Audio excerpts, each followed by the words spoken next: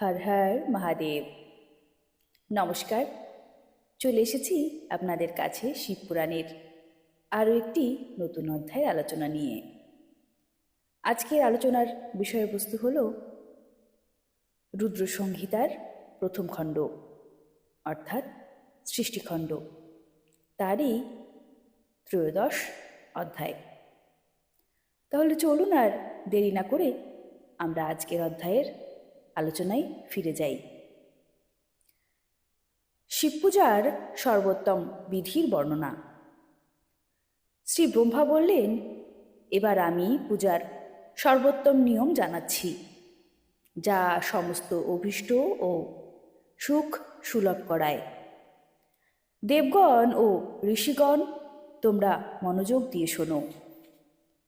উপাসকের উচিত ব্রাহ্ম মুহূর্তে শয্যা ত্যাগ করে জগদম্বা পার্বতী সহ ভগবান শিবকে স্মরণ করবে এবং হাত জোর করে মস্তক নত করে ভক্তিপূর্বক প্রার্থনা করবে, দেবেশ্বর উঠুন, আমার হৃদয়ে শায়িত দেবতা উঠুন, উমাকান্ত উঠুন এবং ব্রহ্মাণ্ডের সকলের মঙ্গল করুন।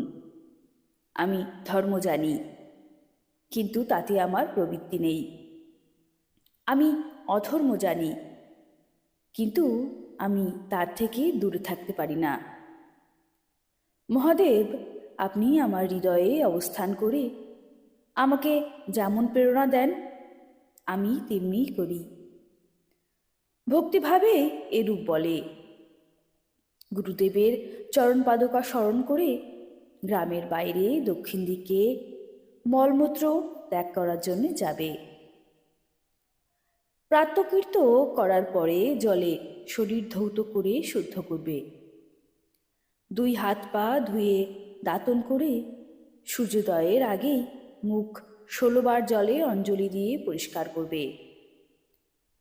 দেবগণ ও ঋষিগণ, ষষ্ঠী, প্রতিপদ, অমাবস্যা, নবমী তিথি ও রবিবারের দিন শিবভক্তদের সযত্নে দাঁতন পরিহার করা উচিত। অবকাশ মতো নদী অথবা গৃহে ভালোভাবে স্নান করবে। স্থান ও কালের বিরুদ্ধে স্নান করা উচিত নয়। রবিবার, শ্রাদ্ধ, সংক্রান্তি, গ্রহণ, মহাদান, তীর্থ, উপবাসের দিন অথবা অশৌচ হলে মানুষের গরম জলে স্নান করা উচিত নয়। শিবভক্ত ব্যক্তি তীর্থাদিতে জল প্রবাহের সম্মুখীন হয়ে স্নান করবে। যারা স্নানের পূর্বে তেল লাগাতে চায়, তাদের বিহিত এবং নিষিদ্ধ দিন বিচার করেই তৈলমর্দন করা উচিত।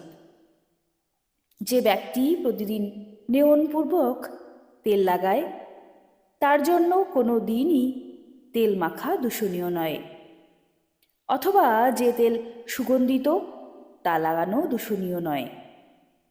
সরষের তেল গ্রহণের দিন ছেড়ে অন্য কোনো দিন দূষিত হয় না। এইভাবে দেশ কালের বিচার করে বিধিপূর্বক স্নান করবে। স্নানের সময় নিজের মুখ উত্তর অথবা পূর্ব দিকে রাখা উচিত। উচ্ছিষ্ট বস্ত্র ব্যবহার করবে না। শুদ্ধ বস্ত্রে ইষ্টদেবকে স্মরণ করে স্নান করবে। যে বস্ত্র অন্য কেউ পরিধান করেছে, যা অন্যের পরিধানের বস্তু অথবা যেটি নিজেই রাত্রে পরিধান করা হয়েছে, ধৌত করার পরেই সেটি ধারণ করা উপযুক্ত হয়। স্নানের পর দেবতা, ঋষি এবং পিতৃপুরুষকে তৃপ্তদায়ক স্নানাঙ্গ তর্পণ করা উচিত। তারপর ধৌত বস্ত্র পরে আচমন করবে। দ্বিজোত্তমগণ অতঃপর গোবর ইত্যাদি দ্বারা পরিষ্কার করে শুদ্ধ স্বচ্ছ স্থানে সুন্দর আসনের ব্যবস্থা করবে। সেই আসন বিশুদ্ধ কাঠের, বিস্তৃত এবং স্বচ্ছ হওয়া উচিত। এরূপ আসন সম্পূর্ণ অভীষ্ট ফল প্রদানকারী হয়। তার ওপর পাতার জন্য মৃগচর্ম ইত্যাদির ব্যবস্থা করবে। শুদ্ধ বুদ্ধিসম্পন্ন ব্যক্তি সেই আসনে বসে ভস্য দ্বারা ত্রিপুণ্ড লাগাবে। ত্রিপুণ্ডের দ্বারা জপ তপ দান সফল হয়। ভস্যের অভাবে জলের দ্বারাও ত্রিপুণ্ড করা যায়। এইভাবে ত্রিপুণ্ড করে রুদ্রাক্ষ ধারণ করে নিত্যকর্ম সম্পন্ন করে শিবের আরাধনা করবে। এরপর 3 বার মন্ত্রোচ্চারণ পূর্বক আচমন করবে। তারপর সেখানে শিবের পূজার জন্য অন্ন জল এনে রাখবে। অন্য যে বস্তুর প্রয়োজন হয় তাও যথাসম্ভব সেখানে এনে কাছে রাখবে। এইভাবে পূজা সামগ্রী সংগ্রহ করে ধৈর্যপূর্বক স্থির হয়ে সেই স্থানে বসবে। তারপর জল গন্ধ অক্ষতযুক্ত এক অর্ঘ্যপাত্র ডান দিকে রাখবে। এর দ্বারা উপাচারের সিদ্ধি হয়। তারপর গুরু স্মরণ করে তার আদেশে নিয়ে বিধিবৎ সংকল্প করে নিজ কামনা পৃথক না রেখে পরাভক্তির দ্বারা সপরিবারে শিবের পূজা করবে। মুদ্রা দেখিয়ে সিঁদুর ইত্যাদি উপাচার দ্বারা ভক্তিপূর্বক বিঘ্নহারী গণেশের পূজা করবে। গালা লাভায় প্রস্তুত গণেশের পূজা করে তার নামের আগে প্রণব এবং শেষে নমঃ যোগ করে নামের সঙ্গে চতুর্থী বিভক্তি যোগ করে প্রণাম করবে। যথা ওং গণপত্যৈ নমঃ অথবা ওং লক্ষ লাভ যুতায় সিদ্ধি বুদ্ধি সহিতায় গণপত্যায় নমঃ। তারপর তার কাছে ক্ষমা প্রার্থনা করে ভাই কার্তিক সহ গণেশকে পরাভক্তি সহ পূজা করে বারংবার নমস্কার করবে। অতঃপর সর্বদা দরজায় অবস্থান করা দ্বারপাল মহোদয়ের পূজা করে সতী সাধ্বী গিরিরাজ নন্দিনী উমার পূজা করবে। চন্দন কুমকুম ধূপ দীপ ইত্যাদি অনেক উপাচার এবং নানা প্রকার নৈবেদ্য দ্বারা শিবার পূজা করে সাধক শিবের নিকটে যাবেন। নিজ গৃহে মাটি সোনা রূপা ধাতু বা অন্য কিছুর দ্বারা যথাসম্ভব শিব বিগ্রহ তৈরি করবে এবং তাকে প্রণাম করে ভক্তিপরায়ণ হয়ে তার পূজা করবে। তার পূজা হলেই সকল দেবতা পূজিত হয়ে যান। মাটির শিবলিঙ্গ তৈরি করে শাস্ত্রীয় মতে সেই স্থাপন করবে। নিজ গৃহে বাসকারী সকল ব্যক্তির স্থাপনা সম্বন্ধীয় সকল নিয়ম সর্বোত্তভাবে পালন করা উচিত। ভূতশুদ্ধি এবং মাতৃকার ন্যাস করে প্রাণ প্রতিষ্ঠা করবে। শিবালয়ে দিকপালদেরও স্থাপন করে তাদের পূজা করবে। ঘরে সর্বদা মূল মন্ত্র প্রয়োগ করে শিব পূজা করা উচিত। ওখানে সর্বোত্তভাবে দ্বারপালদের পূজার নিয়ম নেই। ভগবান শিবের কাছেই নিজের জন্য আসনের ব্যবস্থা করবে। সেই সময় উত্তরাভিমুখে বসে পুনরায় আচমন করবে। তারপর 2 হাত জোর করে প্রাণায়াম করবে। প্রাণায়াম কালে মানুষের মূল মন্ত্রের 10 বার আবৃত্তি করতে হয়। হাতের দ্বারা 5 মুদ্রা দেখাবে। এটি পূজার আবশ্যক অঙ্গ। এই মুদ্রাগুলি প্রদর্শন করেই মানুষ পূজাবিধি অনুসরণ করে। তারপর সেখানে দীপ নিবেদন করে গুরুকে নমস্কার করবে। পদ্মাসন বা ভদ্রাসনে বসবে এবং উত্তনাসন বা পর্যক আসনের আশ্রয় নিয়ে সুখপূর্বক বসে পুনরায় পূজা করবে। তারপর অর্ঘ্যপাত্র দ্বারা উত্তম শিবলিঙ্গকে ধৌত করবে। মনকে ভগবান শিবের থেকে অন্যত্র না গিয়ে পূজা সামগ্রী দিয়ে নিজের কাছে রেখে নিম্নলিখিত মন্ত্র সমূহ দ্বারা মহাদেবকে আহ্বান করবে।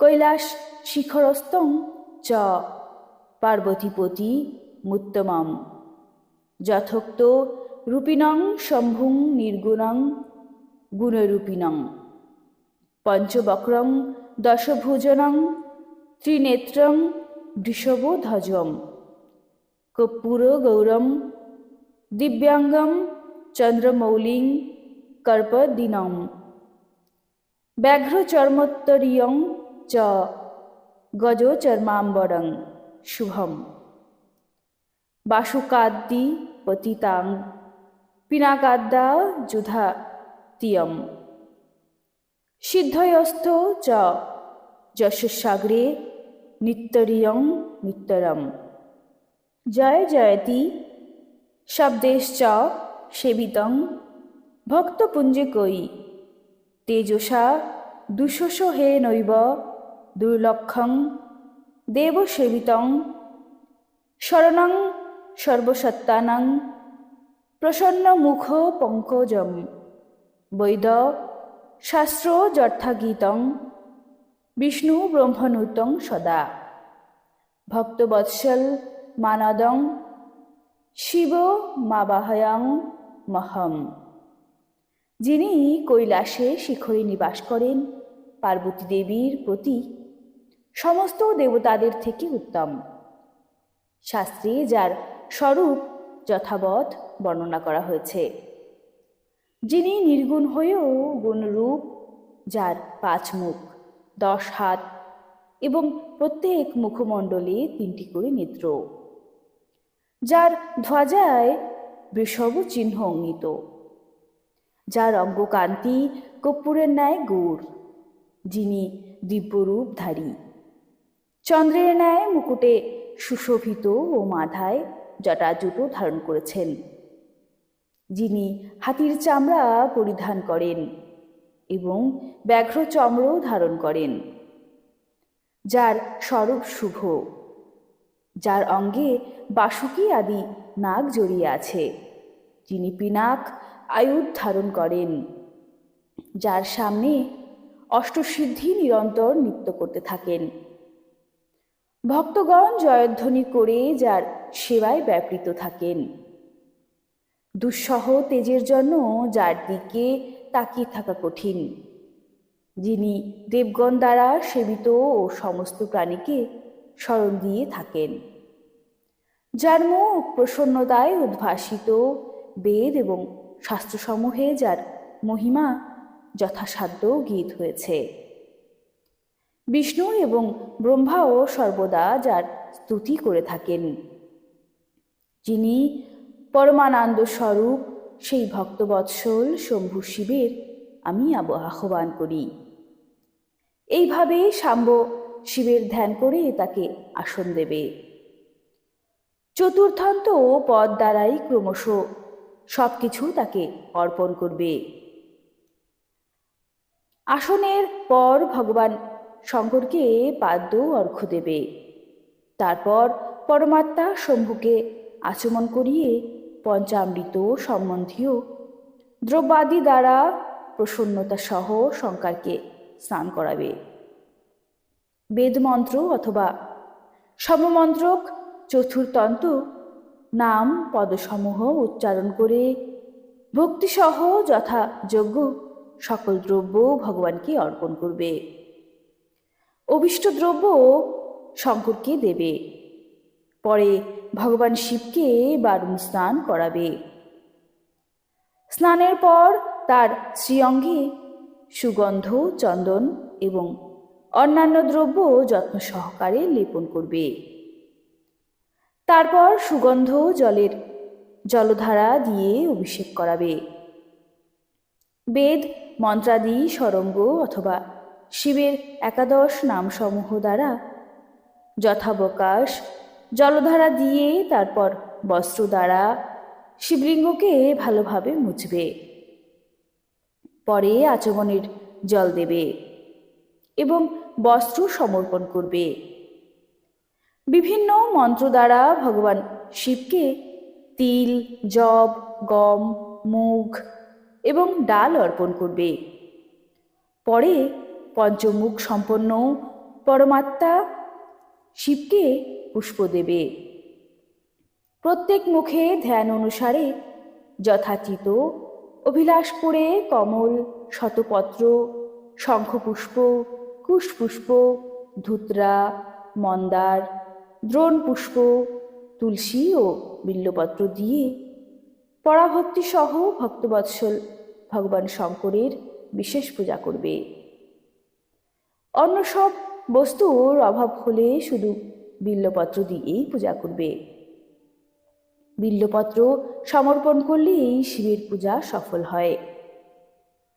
তারপর সুগন্ধিত চূর্ণ ও সুবাসিত উত্তম তেল, আতর ইত্যাদি বিবিধ বস্তু হর্ষ সহকারে ভগবান শিবকে অর্পণ করবে।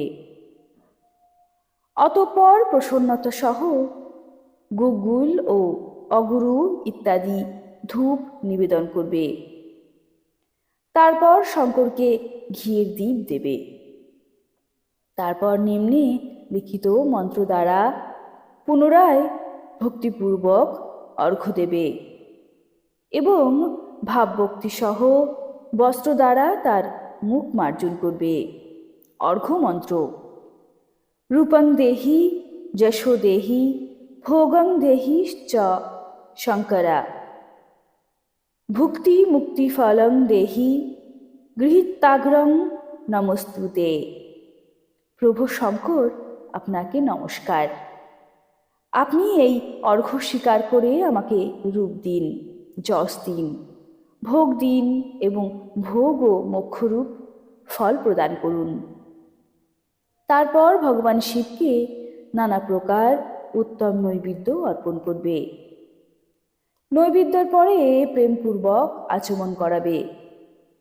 তারপর বিভিন্ন সামগ্রী দিয়ে তাম্বুল তৈরি করে শিবকে সমর্পণ করবে।